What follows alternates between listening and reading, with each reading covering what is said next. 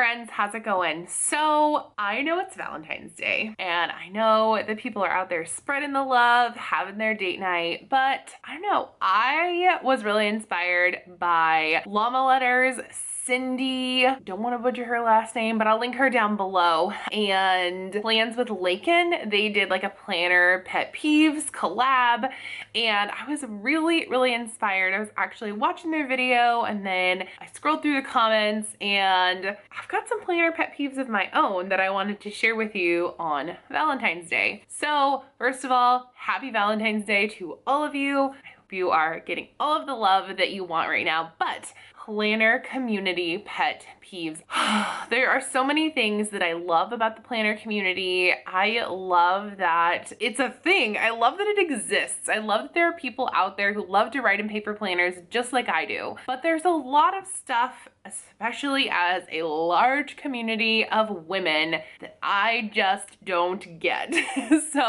Or that irk me or something else. And usually I'm pretty even keel over here. I don't necessarily like do a lot of gossipy stuff or anything like that, but I wanted to share this with you guys today because I felt like it's important, and I feel like it's important for us to kind of get these things out there. And I also think that because I heard some of these things in Cindy and Plan with Laiken's video, that I can't be the only one feeling like this. So if any of these ring true for you, leave it down in the comments below, or if you have your own planner community pet peeves, things that just drive you bonkers about the planner community, let me know those down in the comments below as well. The first one, and I think this is pretty typical in the happy planner community. I don't know if this happens in other communities like Erin Condren or Traveler's Notebooks or whatever, but I have noticed it a lot with Happy Planner recently.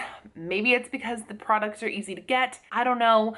But long story short, people will see a big sale at Joann's or Michael's or Hobby Lobby where it's like 60% off, or even just using that 40% off coupon during a new release of Happy Planner products and clearing out everything. And the Michaels in my area probably get somewhere between like 5 to 10 of each product. And so I am the person that will call around when the new things are coming out, like to see what's going on, to see where they are at, to see which store has them, you know, because I don't want to be in there like bothering the associates, because like that's not their deal. They've got so much other stuff to do. But I'll call ahead and they will have items like the night before, and then I will go in, or any of the other planner babes in my area will go into the store to buy these products like within hours or within the day, and someone will have come in and bought everything. And I've seen this in other stores like around the US.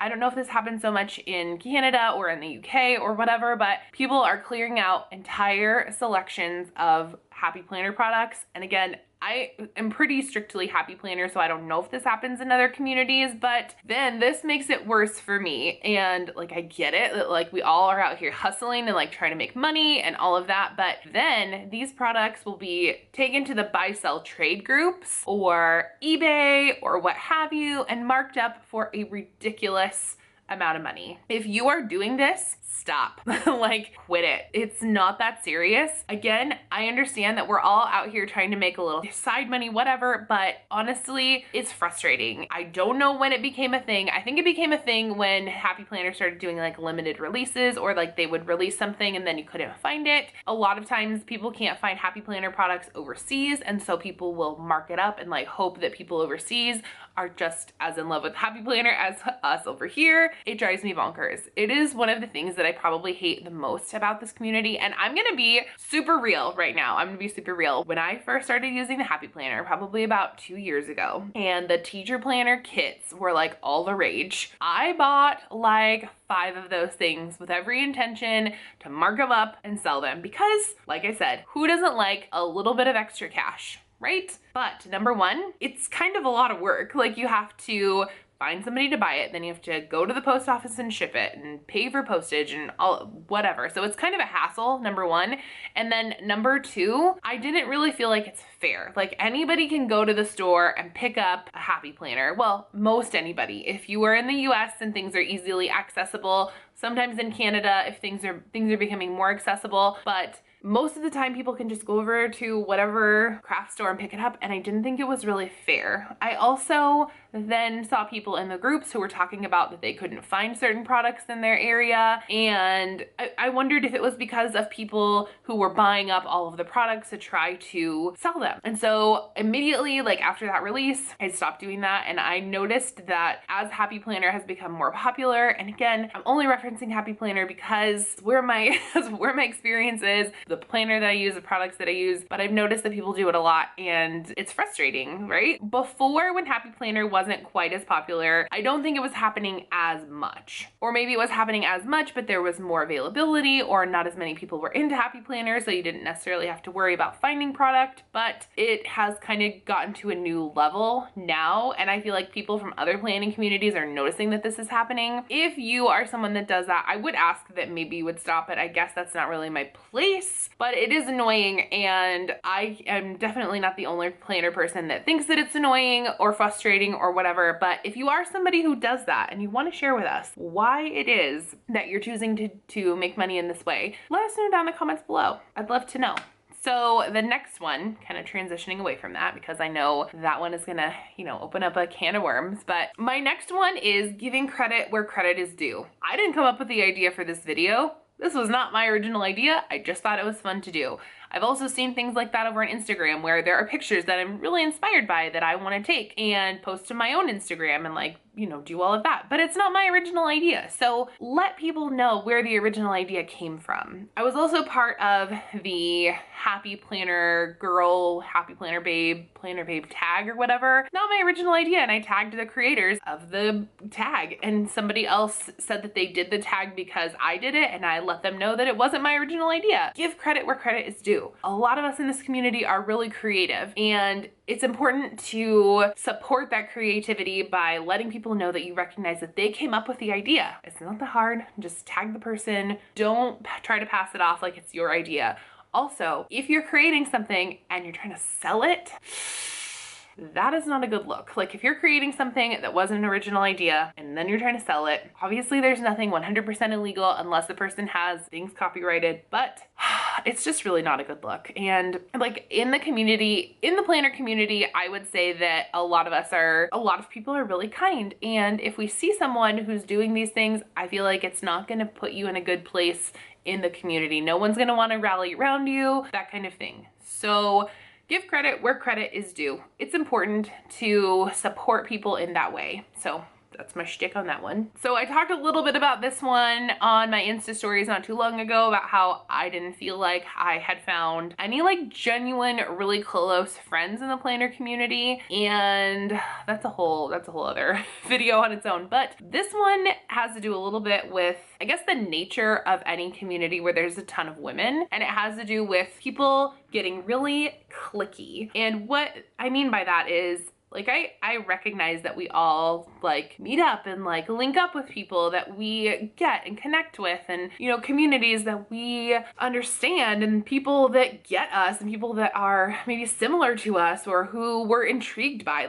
I get that. I get all of that. And I'm not expecting for us to all be in the planner community sitting around singing Kumbaya. That is not what I'm expecting.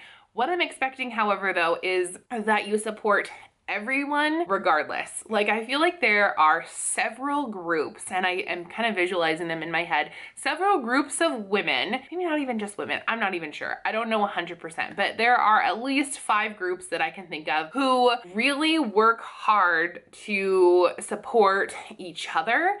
But then I'm noticing that they're not necessarily supporting other people or promoting other people in the same way that they're promoting each other. Now, again, I don't expect anybody to have to promote or collab with or whatever with other people if they don't want to. That's totally fine. But I've just noticed that it feels like people get real close, real cliquey. These groups get real exclusive real quick, and it doesn't feel great. It kind of makes me feel like when I was in high school and I was not the cool girl. And it's a crappy feeling when I'm a 32-year-old woman. I've heard from other people in the planner community that I'm not the only one that feels this way. So I think that as a community, we need to work a little bit more on having more inclusivity, maybe even like reaching out to people that you don't know. So if you see somebody down in the comments below who you don't know, maybe say hello to them, maybe get to know them, because you never really know who you're gonna want to like form a group with or be really close with or send happy mail back and forth with if you don't talk to people and give them a chance. The clicks are a big pet peeve of mine. So this one's got more to do with like Instagram planner people, I guess. Yeah, I see it mostly on Instagram. I guess I haven't really noticed it on YouTube because I don't know, maybe it happens. So here's the thing, here's the back end of all of this. On YouTube, most of the tags that we use are not visible to people who are not creators necessarily. Maybe they are, maybe YouTube's changed that. I don't know, maybe I don't know what I'm talking about, but it used to be that the tags were not visible unless you were the creator of that video. And then on Instagram, I mean, everybody can see your hashtags. So it drives me up the wall when people use hashtags inappropriately. Drives me nuts. So if you put Happy Planner or The Happy Planner or Mamby Happy Planner or Happy Planner 2019 or whatever on like a Erin Condren or even like a Recollections planner or an arc bound planner. Like the arc bound I might give a little bit of leeway because it's like both a disc system, but like, why are you doing that? Like I kind of know why you're doing that and like I respect it and I kind of understand it, but it doesn't mean that it doesn't drive me nuts.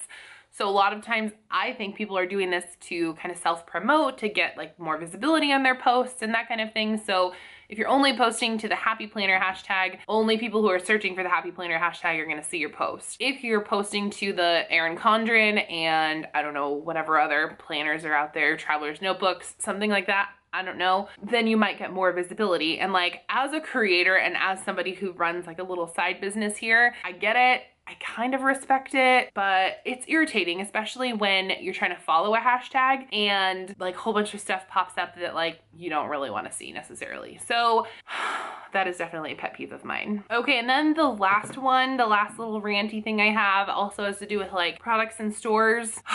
Okay, so if you're new to the planner community and you're not aware, there are like Facebook groups and stuff where planner people like get together and like share products or whatever, share their spreads, all the things. It drives me absolutely insane when people go in those groups to complain that a store that carries thousands, hundreds, thousands of other products, that they don't have the Happy Planner product early or right on that release date, or then they start blaming the person that they talked to at the store who literally has no control over it. None. Like that's not their job at all. Number one, be kind to craft store employees. Planners are not their life. They're there to get a paycheck and maybe like, you know, make some friends or whatever. Maybe they like crafts too, who knows? But planners are typically not their life. You might get lucky and like we have a Michael's in my area and one of the managers over there is like a planner girl. She has like an Oregon planner group, but it drives me nuts when people like have these expectations of these retail chains that are completely unrealistic. Completely. It makes you sound like a spoiled brat. And I hate to go there and I hate to be kind of negative and I hate to like say that, but honestly, when you post those things and you are complaining, like we all kind of have moments where like, oh, I wish I could find the new stuff early. I wish I could see it now. I wish I could get my hands on it so I could open it and like play with it and do all the things. Like I sympathize with that. Like I understand those feelings because like I said, I'm the person that calls the store like trying to find out when stuff is coming in, but I am not angry or frustrated or posting ranty posts on my Instagram or Facebook groups or whatever when I can't find stuff. Like it's not a good look, so don't do that. Okay, so those are all of my planner community pet peeves, my little planner rant on this Valentine's Day. So I hope that you guys enjoyed it. I am pretty excited about this and I'm excited to see what your planner rants, planner pet peeves are down in the comments below. So let me know those. I would love to know them, and if some of them are similar to mine, let me know because I can't be the only one. I can't. There's millions of us in this community. Well, maybe not millions. Maybe I'm like overshooting that a little bit, but there's a whole bunch of us in this community and I can't be the only one. So if any of them are similar to mine or if you have other planner community pet peeves, I'm also going to follow this up with planner trends that I don't get And I guess some of them could be planner community pet peeves, but I saved them for that video. So stay tuned for that. That's coming very soon. I hope that you all have a great day, and I will see you all very, very soon. So if you're new around here, thanks for stopping by and listening to me rant. I appreciate it. And make sure that you hit that red subscribe button down below. I would love to have you with us. If you are one of my faithful friends who's been here either since the beginning or if you're brand new, thank you so much for all of your support. It means everything to me. Like, it means the world to me. You guys are my internet friends, my family. So thank you so much for being here. And here's your internet hug for the day. And if you want to find me on other social platforms, you can find me over on Instagram, Twitter, and Facebook. And by the way, you guys, have fun today.